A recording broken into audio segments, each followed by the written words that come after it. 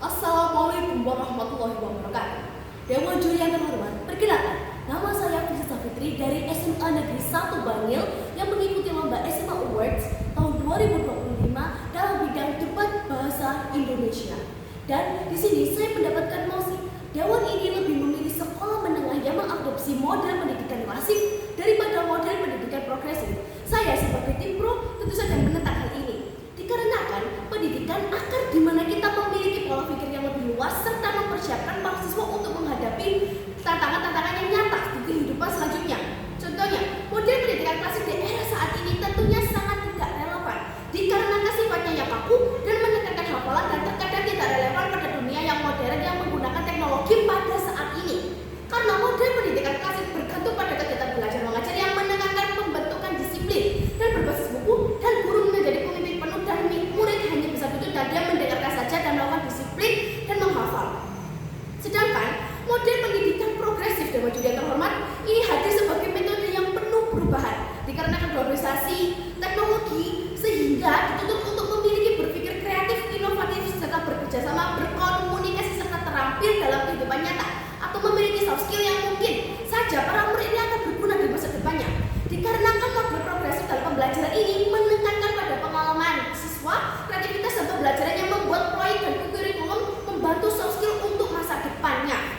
Dan model progresif ini menempatkan murid untuk aktif dalam pembelajaran dan pengembangan potensi luar akademik. Dalam sekolah menengah, biasanya remaja pada saat ini ingin mengeksplorasi tentang minat bakatnya. Dan itulah hadirnya model progresif dalam pembelajaran. Dikarenakan model progresif ini telah dilaksanakan oleh era saat ini dan tentunya didukung oleh teknologi dan modernisasi. Model pembelajaran ini akan mencakup hal yang lebih luas dan juga lebih relevan. Tentunya seperti public speaking. Nah, kita akan bisa berbicara di depan umum dengan nyata, dengan lantang dan juga dengan lancar dikarenakan ada model progresif. Jika tim oposisi mengatakan model progresif lebih spesifik dan lebih kritis, maka saya akan dengan lantang menjawab bahwa progresif juga bisa mengatakan berpikir kritis. Namun, cakupannya lebih luas jika seperti model klasik dikarenakan memecahkan masalah, berbicara di depan umum, berpikir kritis serta kreativitas. Dan jika tim oposisi juga mengatakan klasik sudah terbukti selama ini daripada progresif yang baru saja dimulai, maka saya mengatakan ya, terbukti dan relevan. Pada zaman dahulu, jika modern kita juga harus mengembangkan hal yang baru dan juga yang lebih relevan pada era saat ini.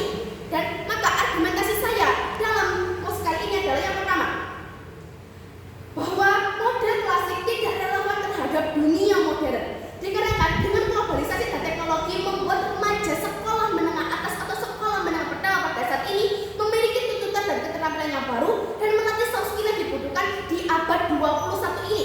Contohnya, sekarang banyak sekali anak-anak remaja yang menjadi content creator. Itu juga memiliki untuk soft skill dalam bidang mengedit, berpikir kreatif, dan juga banyak lainnya.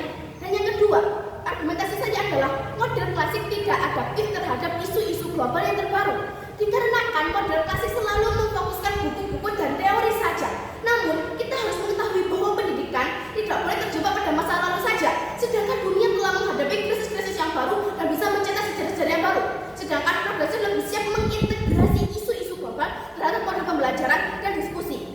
Dan yang kita butuhkan bukan generasi yang pada menghafal teks dan rumus, tetapi generasi sekarang, generasi saya dan seterusnya harus siap menghadapi ketidakpastian masa depan dengan bisa mencapainya dengan model progresif. Contohnya adalah public speaking, critical thinking, kreativitas dan juga lain sebagainya. Dan jadikan ini adalah bidang yang harus kita lakukan pada masa depan. Sekian argumentasi